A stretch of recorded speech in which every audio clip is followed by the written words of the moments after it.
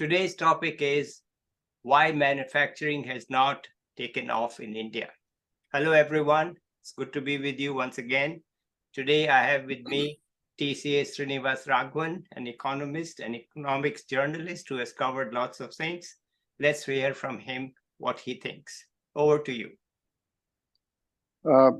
Subodh, we have been grappling with the problem of industrializing India since, at the very least, 1955.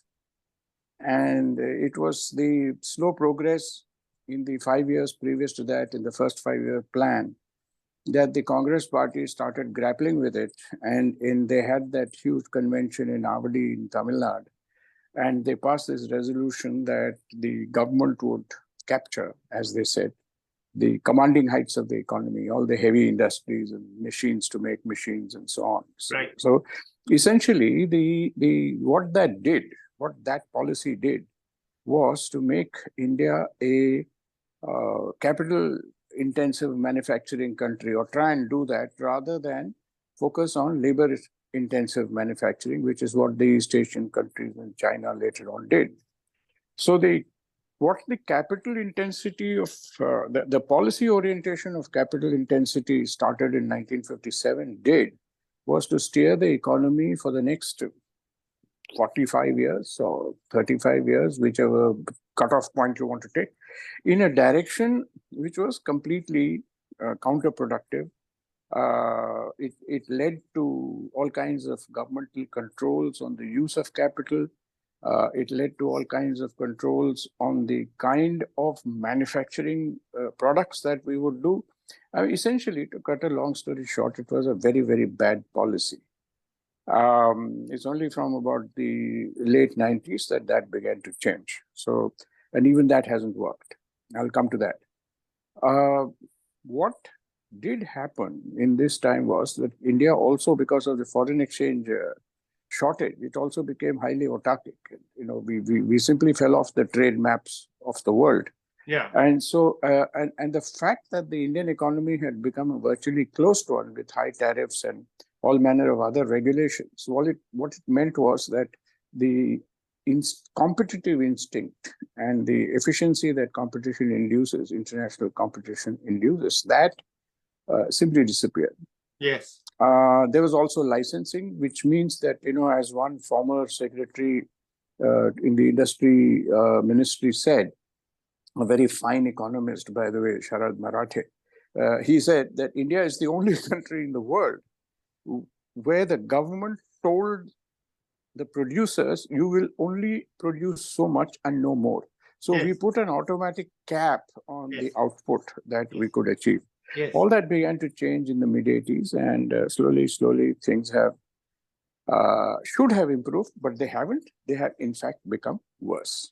Mm-hmm. So we have to find out why, considering this liberalization, as it's called, the abolition of industrial licensing, etc., all of that, considering that began in 91, 92, or perhaps a little bit earlier, 85, 86. Yeah. Why has India not succeeded in becoming a manufacturing nation?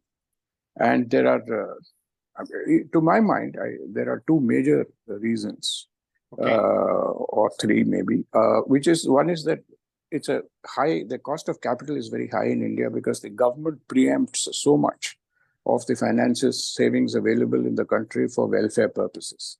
And this is a process which began in 71, and it's gone on abated, and it's in fact become worse. So in India, money costs a hell of a lot, and manufacturers find it difficult to compete with countries where the cost of capital is not so high. That's one problem.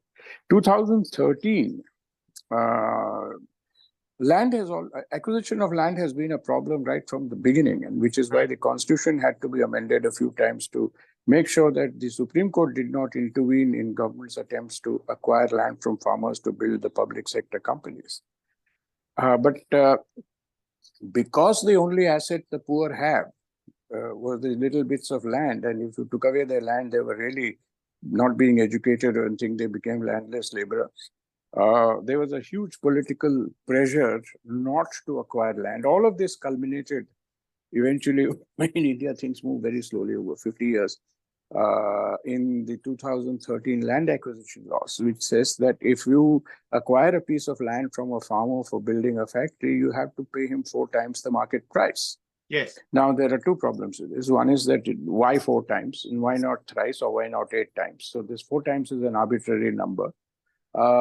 Makes no sense, economic sense. And the other, of course, is what is the market price? Nobody Yes. knows what the market price is. Yes. So what has happened is that greenfield projects, they have slowed down considerably because along with the high cost of capital, the high cost of land. So here are 2 things which don't exist to the same extent in other countries. In China, for example, you just take the land and tell everybody buzz off. Yeah. That doesn't happen here. And the third thing is the high cost of labor. So you have the 3 factors of production. You have land, you have capital, and you have labor. Labor is also very expensive in India because it's a peculiarity of our political, constitutional, democratic system that in 1948, we enacted the first labor laws and then went on strengthening these laws. The Constitution allows you the right to assemble, the right of assembly, which applies obviously to trade unions. That's an assembly, so they have the right. And if you have a trade union, you'll have a dispute. And if you have a dispute, you'll have the Industrial Disputes Act. And if you have the Industrial Disputes Act, it just creates a whole range of problems for potential manufacturers who say, why should I get into this hassle? I am investing so much money and then I'm constantly having to deal with labor, which is in a militant mood. Now, the political competition amongst different parties, political parties, that has led to a multiplying of trade unions also. So the main political parties also have their own unions. So everybody is fighting all the time.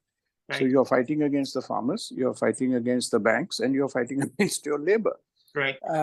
So what has happened is, when you come right down to the meat of it, the rate of return, if you have 100 rupees, you are better off putting it in a fixed deposit.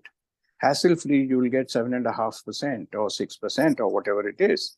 Whereas if you set up a factory, you don't know what your rate of return is going to be, and your capital is totally at risk and you can be wiped out. Right. So the incentive to manufacture has pretty much got obliterated. But that doesn't mean there is no manufacturing. All that it means is that it's moved down, moved underground into very low technology areas. So you can have a lot of stuff being made, buckets and brooms and stuff like that in your backyard. Yeah. This was a problem of the 60s, 70s, 80s. It's still there. Yeah. So, somebody has to be sitting down and asking, listen, what should we do to fix this? Yeah. And people do ask it. And at the end of the day, it all comes down to the absence of a political will to fix the high costs of these 3 factors of production. Yeah. And it's just not happening in spite of major attempts. Now, for example, this government, which is there now, this Modi government, BJP government, one of the first things they did was to bring in an ordinance which would remove this obstacle on acquiring land. Yeah. They had to withdraw that. They couldn't go ahead with it because of opposition in parliament. They tried to fix the labor laws. Labor is a state subject, so some states agreed to do it, but most states haven't, because who's going to take on the unions? Right. And in any case, that's a huge voter base. And capital, the welfare spending needs, the population has increased so much in India that the needs of welfare, capital needs of welfare are huge. So there's really, these structural impediments to industrializing in India are huge. So I remember when you and I were in college, the share of manufacturing in GDP was around 27, 28%. Yes. It's now down, it's half, 14%, 13, 14%. Yeah, so where is the rest coming from? Services, right? Services. Yeah. Services, exactly. And services which you can't measure Yeah. properly, and they're in any case low value added stuff. So the returns are very small to the people who provide those services. Yeah. So that's the structural reason. And I honestly don't see how these are going to be fixed simultaneously. They can be diluted a little bit, but I don't see how they can be fixed. But those who do manufacture like cars and all, under the what you mentioned, the protection, they don't manufacture world-class things at all. They are just high cost, low quality compared to the rest of the world. Yeah, tariff jumping, and it's a sort of it's a captive market, and the middle class is not very large, so you get away with very inefficient production. That's true. Yeah, so this is the problem that you are saying that we get FDI, but Ford and GM quit because it was too hard for them to make cars in India, and yet they were making substandard cars, old technology, not the new technology.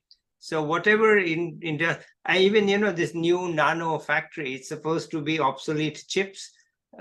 The cost is mainly Indian, and there's not much foreign investment. So we keep getting this obsolete technology, and which we produce at high cost. So I see that in the industrialization, and we see because the capital markets, I see that the capital markets are not supporting innovation. You get sort of this conglomerate effect that the same people who have the cash, they can go into any industry and bulldoze their way. So India is strangely enough, India is one of the, or maybe the only country in the world where skilled labor, in relative terms, skilled labor costs less than unskilled labor or semi-skilled labor. Yeah. Blue collar workers per unit of output earn more than a skilled engineer doing software exports or whatever does. Because they're more productive.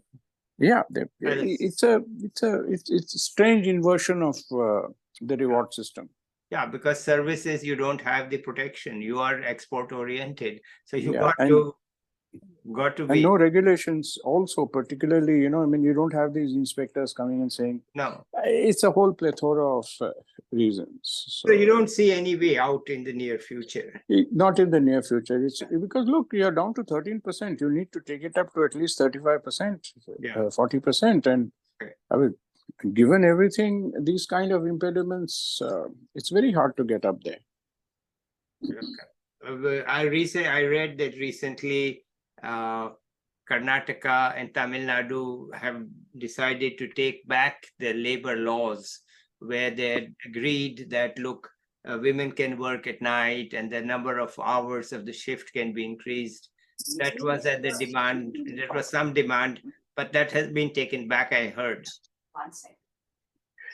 Yeah, well, that was a bad law because, you were essentially asking people to work for 12 hours, but be out of your homes or whatever, dormitories or whatever, for 14 hours. So it gave you, if you slept for 8 hours, it gave you no time for anything else. Right. So that was 12 hours is a bit much. I think 10 would have done. I don't think that kind of 10 is okay. We all work 10 hours. I mean, with those 2 hours in commute and 8 hours in the office, that's about the size of it. Okay, so you are not optimistic about this, right? So where is the growth going to come from? I have absolutely no idea. We've got this huge surplus labor problem. We've got a workforce of nearly 700 million. Even if you became a manufacturing power overnight, you wouldn't be able to employ more than 70, 80, 60 million people there. So, it's a terrible problem. And if you go on, political competitiveness means an increase in welfare measures. It means you need to tax more, and it's not easy. It's not a very... Plus now all this climate stuff, which is moving you away in terms of technologies. It's moving you away from labor-intensive technologies. So, there will be it's going to be very, very hard to Okay. get back to the thing. Okay, we get your point. There are three issues Yeah, that yeah, you mentioned. yeah. Cost of capital is high, cost of land is high, cost of labor is high. Why the hell should I to be in manufacturing? Okay. Yes. Okay. All right. And the Anything cost else? of compliance, very, Yeah. very high. Well, leave that out. That's corruption. Yeah, Compliance yeah, means corruption. Okay. So, I don't Yes, want to yeah, get into that side of the business. Okay. yeah. But I'll stick to economics. Okay. So, all right. So, anything else you want to add? I think it's been No, very. that's about it for the moment. We can Okay. come back to it later on in more specifics. So, No, I think this is good. We can Yeah, come back yeah. to you with another topic. So let's say bye to the viewers at this Bye, time. Okay. bye, And bye, bye. we'll see you Thanks. again at some other time.